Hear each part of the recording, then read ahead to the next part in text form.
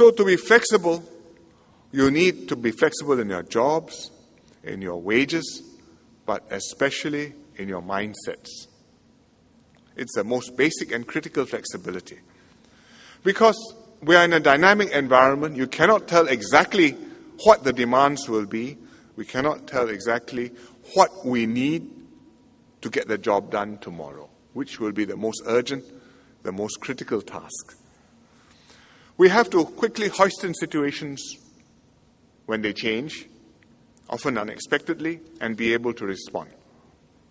And we can't go strictly by what is explicitly spelled out in collective agreements or individual contracts, or worse, work to rule.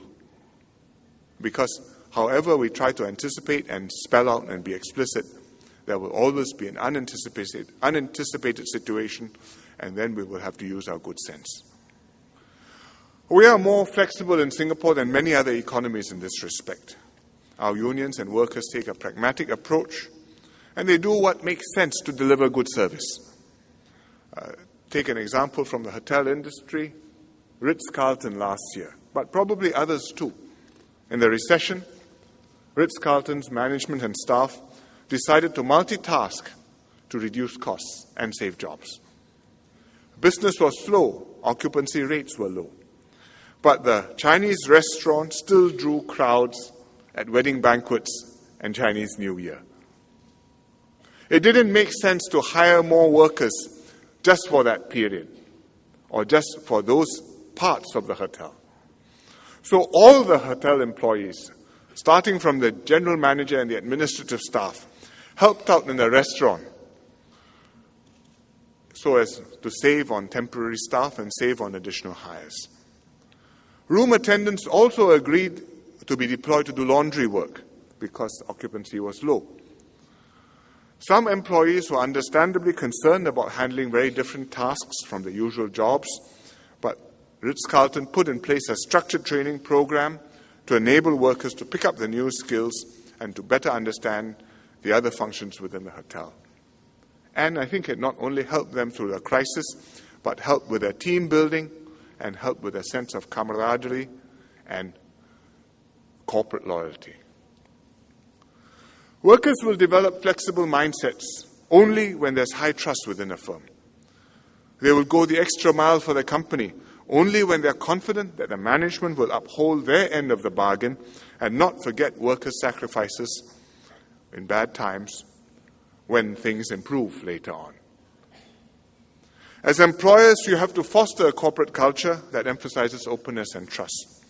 You have to engage your workers and unions. Communicate your strategies as well as concerns. Explain what it means for individual workers and for the company.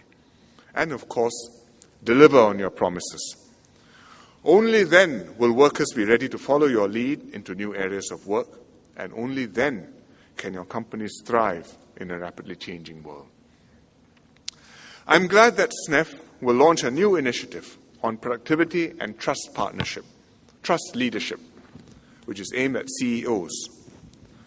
SNEF will work with the Singapore Management University to run productivity leadership seminars for CEOs. And it will also develop workshops to help SMEs hire, retain, and develop talent. In addition, SNEF is coming up with a trust leadership program. It will work closely with MOM and NTUC on this, drawing on our strong tripartite leadership. This productivity and trust leadership is a substantial initiative which will benefit SNEF's 2,000 members, which together employ 600,000 workers in Singapore. I hope it will set the tone for all other employers in Singapore to focus on productivity and strengthen trust with their unions and workers. As CEOs, you are not only responsible for the company's good performance, you must also have in mind the interests of your workers and fulfill your broader obligations to society.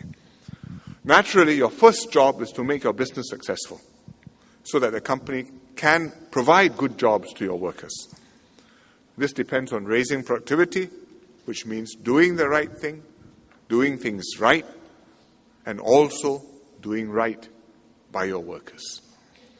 I hope CEOs will continue to lead your companies to seek new markets, develop breakthrough capabilities, adopt flexible labor practices, and nurture a positive, trusting working environment.